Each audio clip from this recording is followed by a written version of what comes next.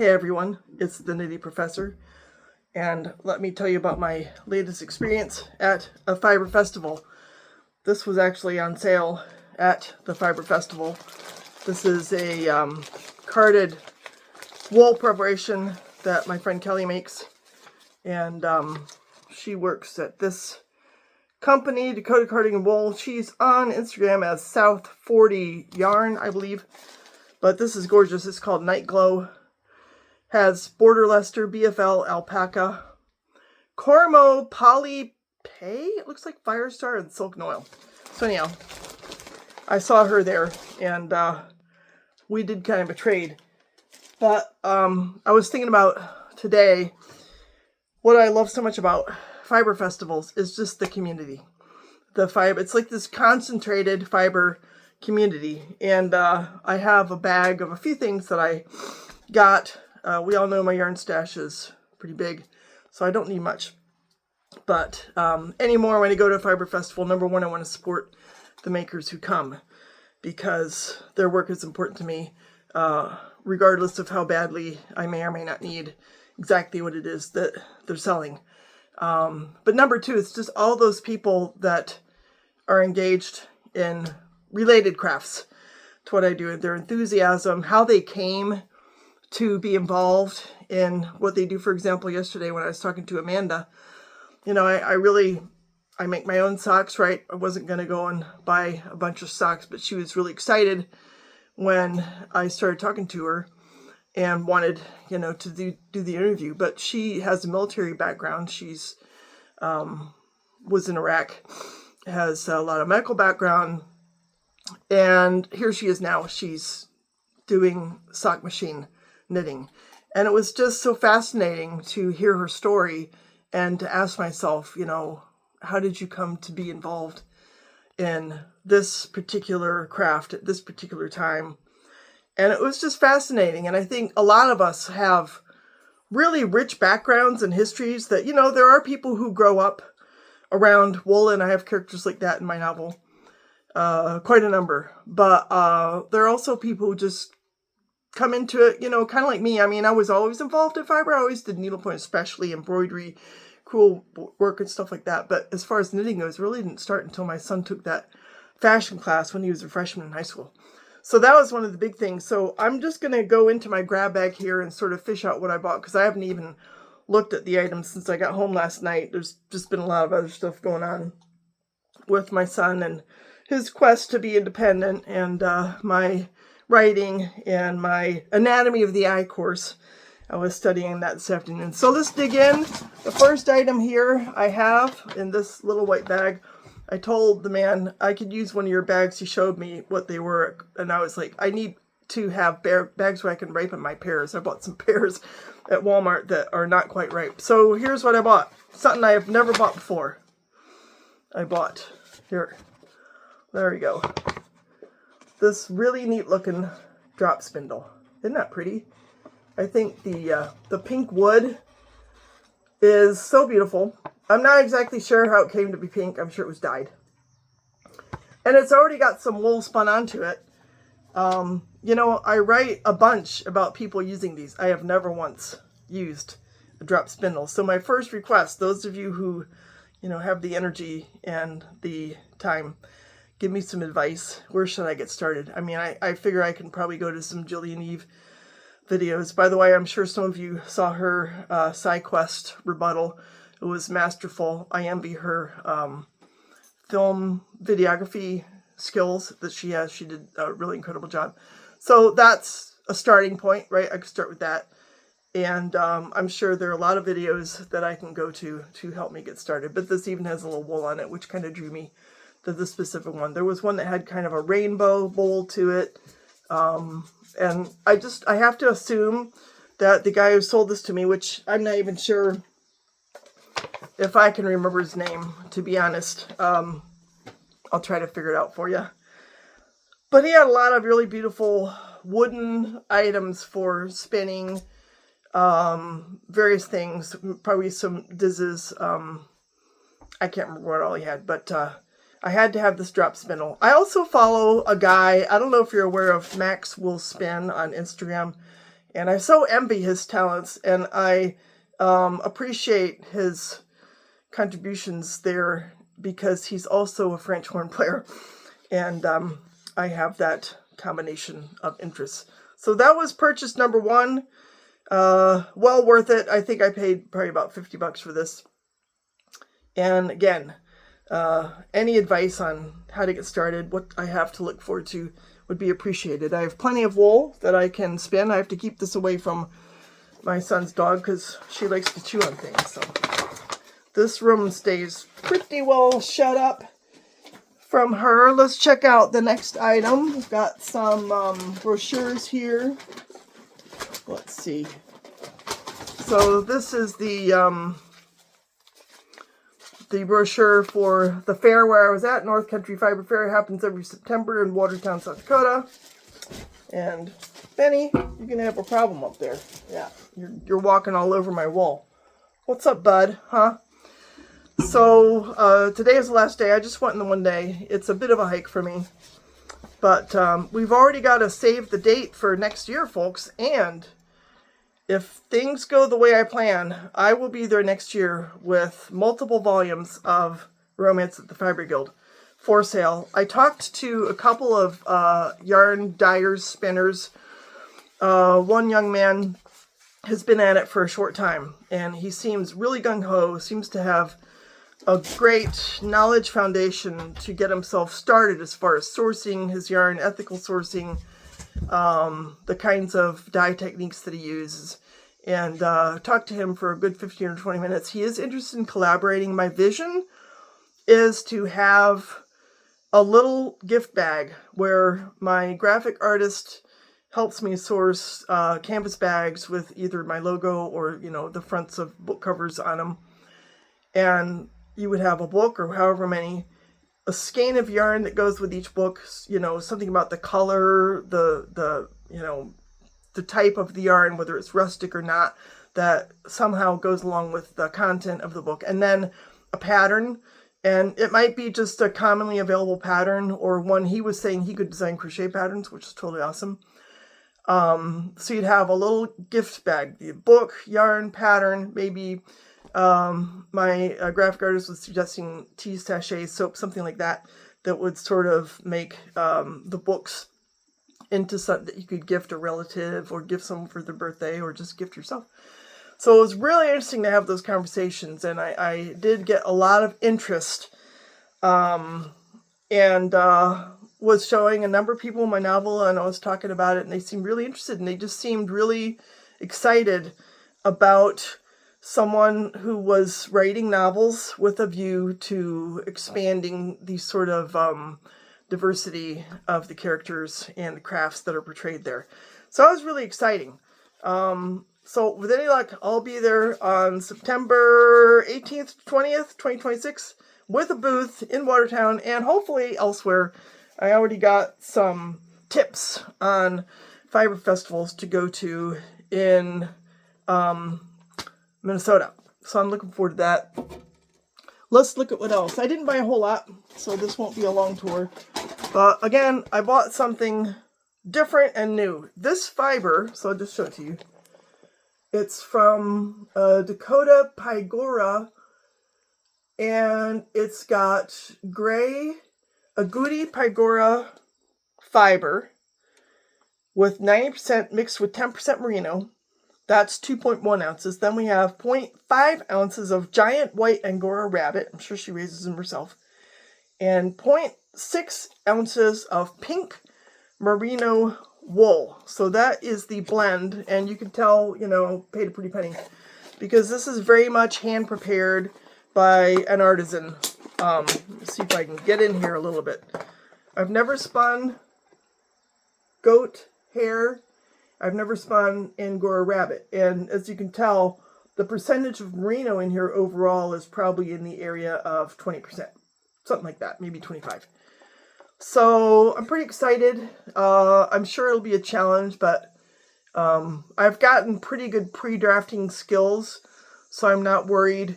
And she did say it would spin up into a very thin yarn. She encouraged me to do a 2-ply, but I think I'll stick with my 3-ply from everything that I have researched, the advantage of a 3-ply yarn is you get that rounder fiber, the volume and loft more so than you would with a 2-ply. And I have spun 2-ply, and it just does, it seems to be just kind of flat in comparison to a 3-ply.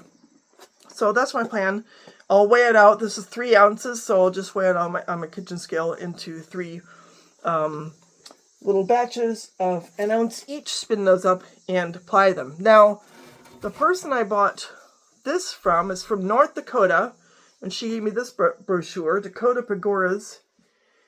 And here's the address and stuff on the back. If you know this company, it'd be nice to learn more. I really enjoyed my encounter with the woman.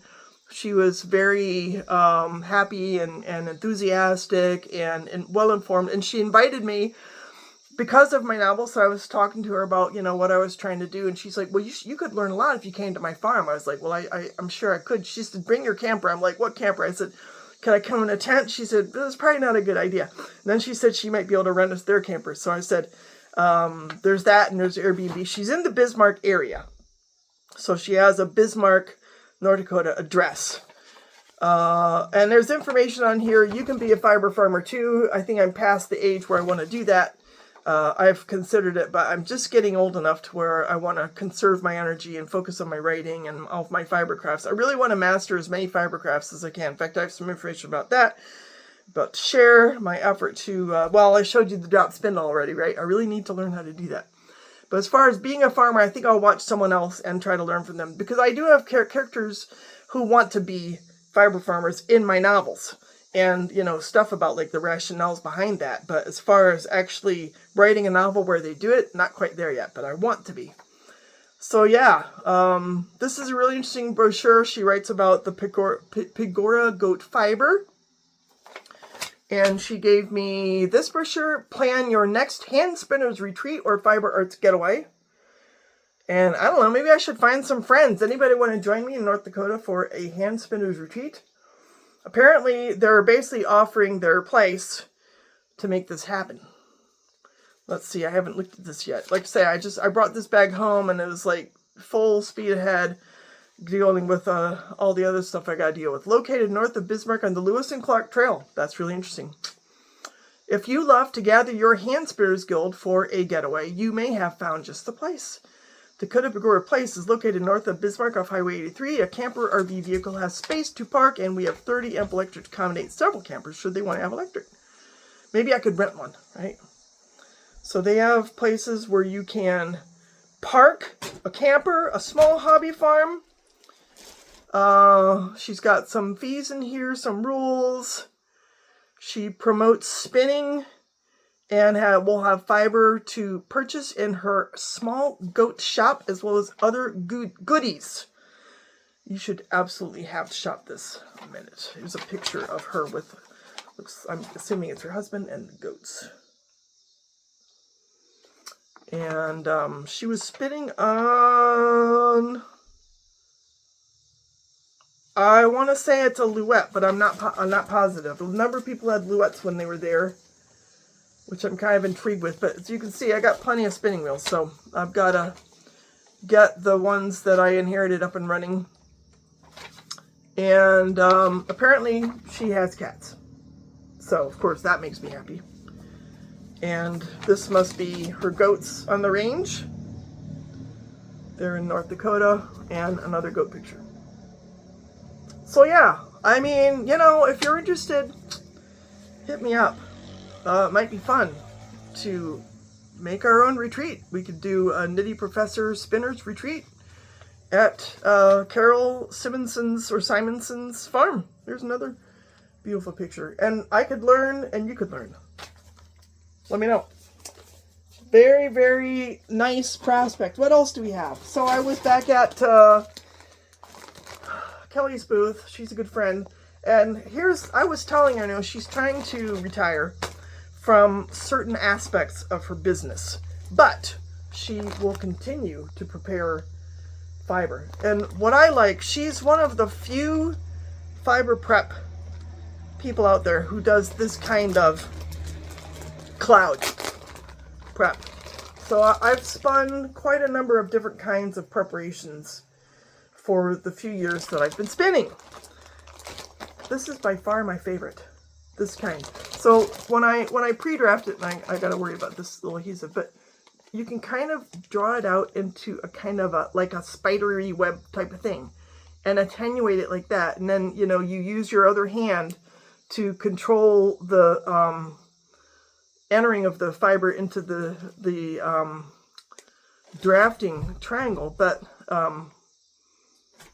you can just get it really thin. And what I love about it, it's woolen. It does not dig into my fingers. When I spin a combed merino top that, worst of all, has been treated with superwash as a superwash fiber, after a while it's like, you know, razor thin going across my fingers, and it's tough. And this is way more fun and easier on my fingers to spin. I just love spinning this. It's pretty easy to weigh out. Just, you know, grab big chunks. This is 4 ounces, I assume. Actually, this is 2.5. She said this is a new preparation. It's called Lucky Dip. I just love it. Isn't that a beautiful color combo? It just makes me happy. Cormo Cross Poly Pay. I think that I'm going to have to ask her about this. CVM Merino Firestar Sari Silk. So there's some, you can see some pink in there. That's Sari Silk shredded. So what's cool is I was talking to her about my book. Of course, I've asked her, because we are the same Fiber Guild, along the way of writing these novels, I've often asked her for advice. And when I gave her a draft of my novel to read, and she didn't have time because she was preparing to do an Iceland trip with a Fiber Guild up there. But I told her, you know, everything's good to go. I've got it published. And she asked me how much it was. And I told her the price. And then she said, well, let's just do a trade. So I gave her a copy of my book. And I got this fiber for it. And that was really cool. So I'm excited about spinning that. And then the last thing that I bought, isn't that crazy? I didn't buy any yarn. I was a very good girl. I didn't buy any yarn. Now I've got a business card for the Dakota Pagoras here, so that's cool. Put that here. I bought this book. I think it's a little vintagey. The Joy of Hooking with Yarn. And it's so vintage, the person who sold it, these must have been around for a while, but she said it's so old it's got a DVD in it. And by golly, if that isn't the case, it's got a DVD in there. From 1996, it won some kind of a prize. So this particular booth was all about rug hooking. And I asked lots of questions because of my stash and my enormous interest in fiber crafting, you know, the various kinds. I asked a lot of questions. And she had like the wool that you could cut up to make into strips, and she has the monk's cloth, and she even had examples, lots of examples of ones with like yarn, with wool strips that had been made, and lots of books. And so I bought this because I have hooks to do this, and I have, I got burlap, but she didn't recommend using burlap, which is fine, so maybe I won't. But she did recommend that if you use the monk's cloth, that yarn, pretty easy to integrate into yarn hooking. So there, I bought this book, and it does seem to be filled with a lot of information, and it also has dogs, which we also like. So that's great. So I had a really good time sharing my books, my vision for my books with people there, looking into using fiber festivals as an arena to make them available to people, and learning more about goats and rug hooking and knitting with the sock machine. So it was a great trip, and I'd love to know about your fiber festival adventures, where you've maybe gone recently, and your sense of the community and what makes you happy about going to fiber festivals. It was a great occasion. I look forward to the next one. Hope y'all have a great rest of your Sunday. Take care. We'll talk soon. Bye.